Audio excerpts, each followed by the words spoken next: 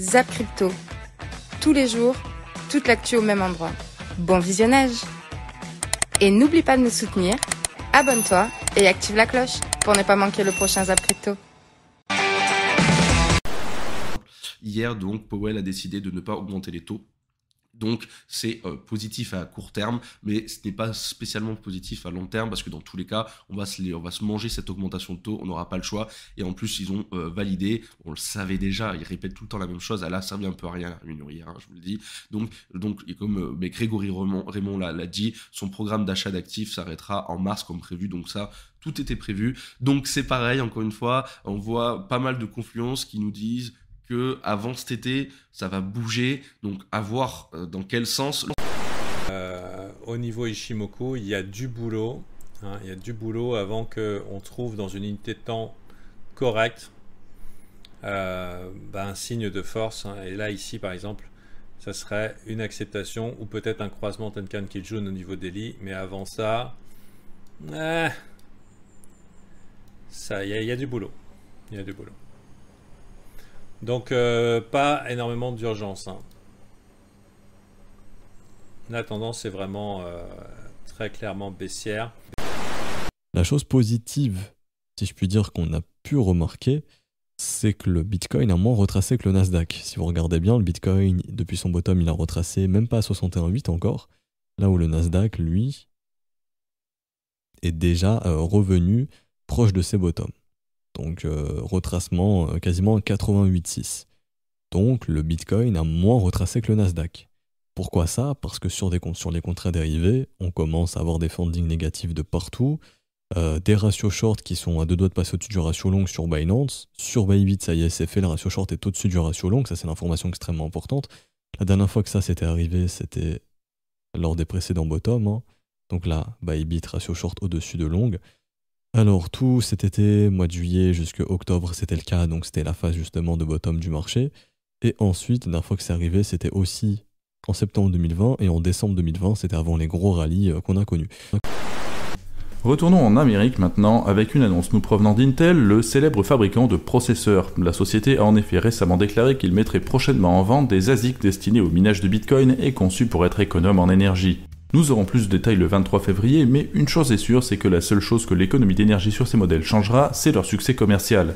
Si ces ASIC sont économes, les mineurs de Bitcoin en achèteront beaucoup pour augmenter leur performance, la difficulté augmentera et la consommation totale restera la même au final.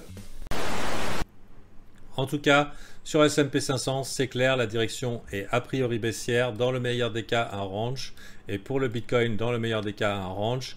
Mais si ça se met à faire languette de flambée vers le bas sur les actions, on pourrait très bien le perdre.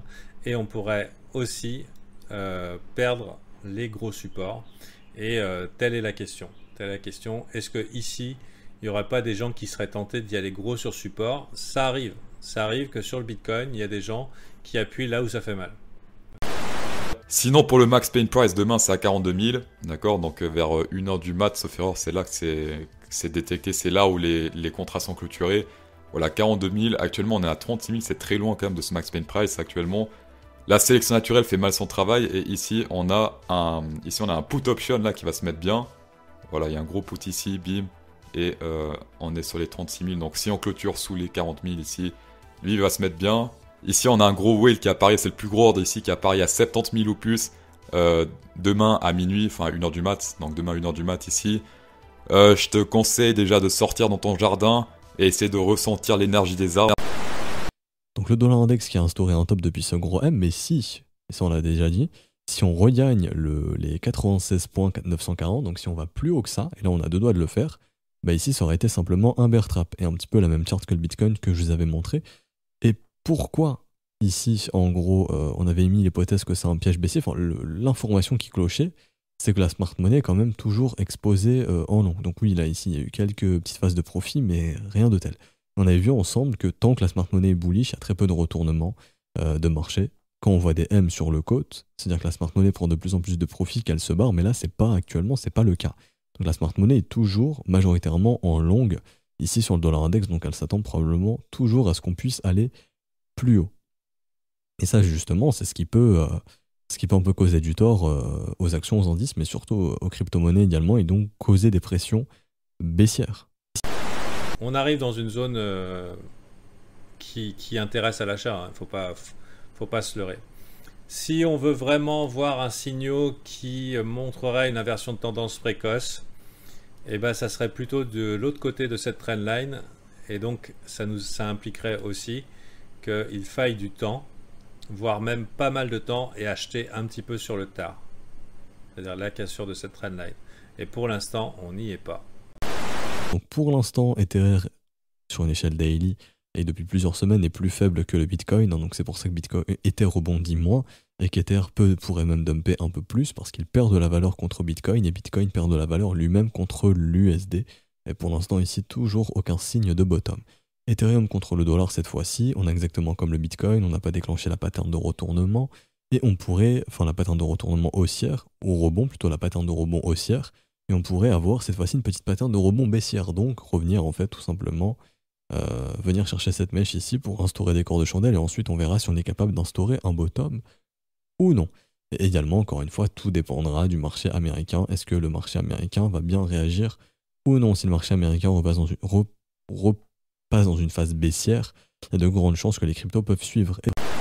On va passer over on CoinGlass. Alors c'est un graphe que montrent souvent les gens sur Twitter. Ils disent, oh regardez les exchanges, ils ont de moins en moins de Bitcoin. En gros c'est des Bitcoins quand les exchanges. Et ça fait que baisser depuis février passé. Après on n'a pas plus d'historique. Ici il leur reste plus beaucoup de Bitcoin depuis décembre. Ils ont plus énormément, ils ont acheté un peu ici, après hop c'est redescendu.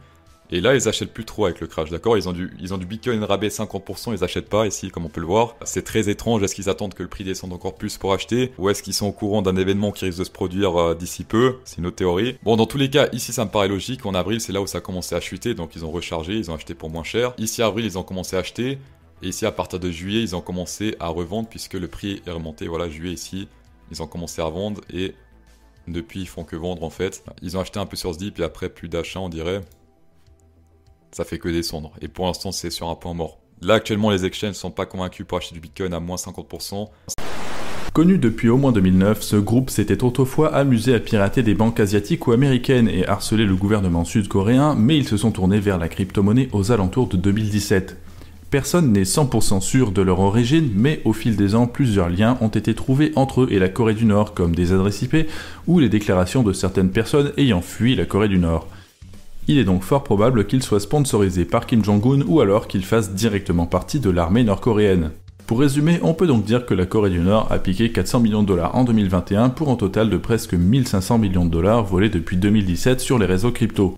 Et en plus, l'ONU indique que cet argent est utilisé pour la fabrication de missiles balistiques. Un optimiste dirait que c'est la preuve qu'on peut acheter n'importe quoi avec du Bitcoin, mais il y a quand même mieux comme cas d'usage. C'est pendant ces phases de funding négatif qu'on peut poser des bottoms. Et pourquoi ça?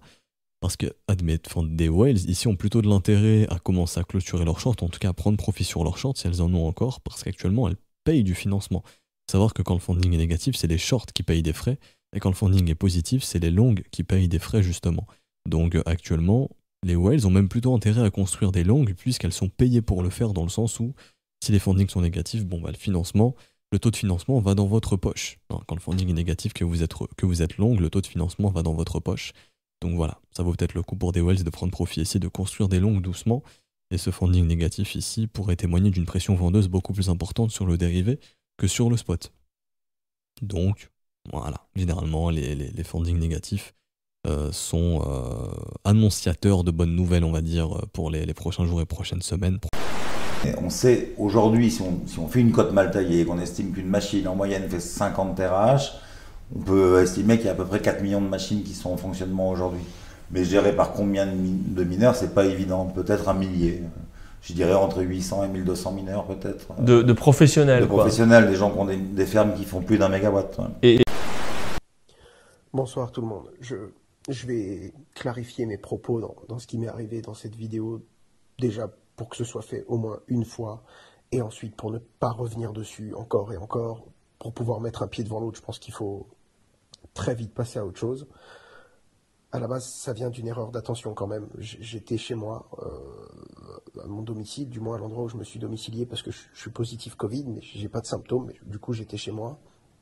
Et j'entends le dictaphone qui sonne pendant que je suis au téléphone et je réfléchis pas trop. Et du coup, je dis qui c'est et quelqu'un me dit que ça vient d'une assurance. Enfin, je dis que non, je cherche pas d'assurance. Ils me disent non, mais c'est pour une escroquerie à l'assurance et tout. Monsieur Simonin, je réfléchis pas. Je dis ah d'accord, parce que j'avais eu une histoire qui, bref, ça aurait pu me concerner. Je fais pas gaffe, j'ouvre en bas et en plus de ça, je donne la position, dans quel appartement je suis et à quel étage je suis, comme un idiot, sans réfléchir. Bref, je raccroche le téléphone. La personne arrive à l'étage et moi je suis du coup, enfin j'ai la porte ouverte et j'ai 1 mètre de recul. Je me suis dit juste pour dire à la personne de pas rentrer, que j'étais positif quoi, et qu'il fallait pas qu'elle avance. Et là je vois la personne qui baisse la tête, très entreprenante, qui avance, qui continue d'avancer vers ma porte, qui met le pied sur le pas de ma porte et qui me dit reculer. Et là je vois qu'elle sort une arme de poing de son sac. Et quand je vois l'arme de poing sur la tranche, tout de suite panique, j'avance vers elle très vite, je pousse son bras, je la pousse contre le mur, je hurle, j'ai mis 1 ou 2 coups, j'en sais rien, et quand elle a tapé le mur et qu'elle s'est retournée et que je l'ai repoussée derrière, dès que j'ai vu qu'elle était déséquilibrée, tout de suite je suis passé derrière ma porte, j'ai fermé à clé et je me suis mis à l'autre bout de l'appart et j'ai appelé le 17.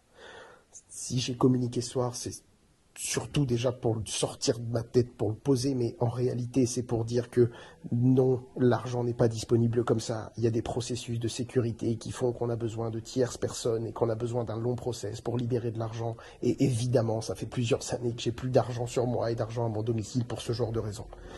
Bref, je voulais juste vous le dire. Et toi, tu es bière ou tu es boule? Dis-nous en commentaire.